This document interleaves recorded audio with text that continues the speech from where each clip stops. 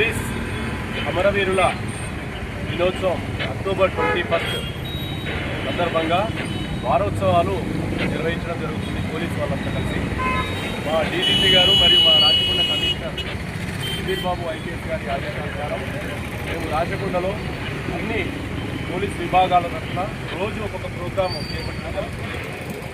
ఏంటంటే 1959లో అక్టోబర్ 21 నాడు మన భారత చైనా సరిహద్దు ప్రాంతమైన అక్సాయ్ చిన్లో మన భారత జవాన్లు విరోచితంగా పోరాడి చైనా సైన్యాన్ని నిలువరించి 10 మంది అమరులైనారు.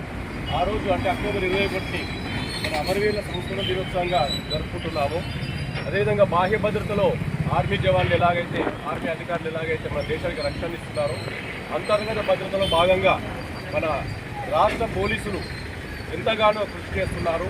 ఎంతోమంది నక్సలిజం ఎదుర్కోవడంలోనైతేనేమి, టెర్రరిజాన్ని ఎదుర్కోవడంలోనైతేనేమి ఎంతోమంది మన రాచకొండలో కూడా చాలామంది పోలీసులు అమరులయ్యారు. మన యాదగిరిగుట్టలో నక్సల్స్ అటాక్ జరిగినప్పుడు శ్రీనివాస్ అండ్ రత్నం అనే ఇద్దరు అమరులు కావడం జరిగింది. అదేవిధంగా సిద్ధయ్య ఎస్ఐ కూడా టెర్రరిస్టు అటాక్లో కూడా చనిపోవడం జరిగింది. ఆత్మకూరు ఎస్ఐ కూడా. సో ఈ విధంగా ఎంతోమంది కానిస్టేబుల్ను ఉన్ననే రీసెంట్గా కూడా మన టీవీలో చూసాము. క్రైమ్ కానిస్టేబుల్ దొంగను పట్టుకునే ప్రయత్నంలో అతను కత్తితో పొడిచి పారిపోవడం జరిగింది దొంగ. ఆ విధంగా కూడా ప్రాణాలు అర్పించడం జరిగింది. అదేవిధంగా ట్రాఫిక్ కానిస్టేబుల్ కూడా రోడ్డు మీద నిత్యం మా ట్రాఫిక్ సిబ్బంది కూడా పనిచేస్తున్నప్పుడు కూడా ఎంతోమంది యాక్సిడెంట్లు అయి ప్రాణాలు పొందుతాయి.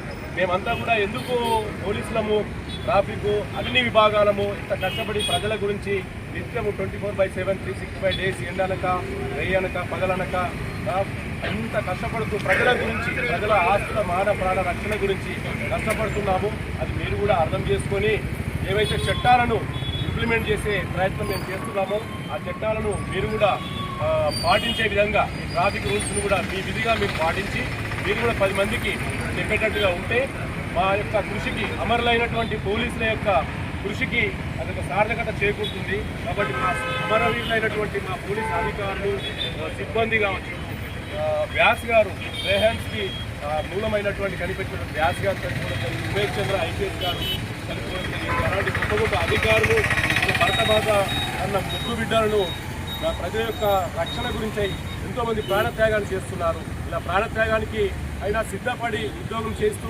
అమరులైనటువంటి వారి యొక్క త్యాగాలను గుర్తుంచుకునే విధంగా వారు ఎందుకు చనిపోయారు, దానికి కారణం ఏమిటి, ప్రజల రక్షణ గురించి, ఆ చట్టాలను ఇంప్లిమెంట్ చేయడానికి గురించి. కాబట్టి మీరు ఆ చట్టాలను కూడా మీరు అతిక్రమించకుండా ప్రభుత్వము చేస్తున్నటువంటి చట్టాలను ఇంప్లిమెంట్ చేస్తున్న అధికారుల యొక్క శ్రమను గుర్తించి మీరు చట్టబద్ధంగా ఒక పౌరులుగా, నిజాయితీ గల పౌరులుగా చట్టబద్ధంగా ప్రవర్తిస్తారని, ట్రాఫిక్ రూల్స్ కూడా పాటించాలని, హెల్మెట్, సీట్ బెల్ట్ ధరించాలని, డ్రంక్ అండ్ డ్రైవ్ చేయకుండా మీ విలువైన ప్రాణాలు కోల్పోవద్దు. మీ వల్ల ఇంకొకరికి కూడా నష్టం జరుగుతుంది.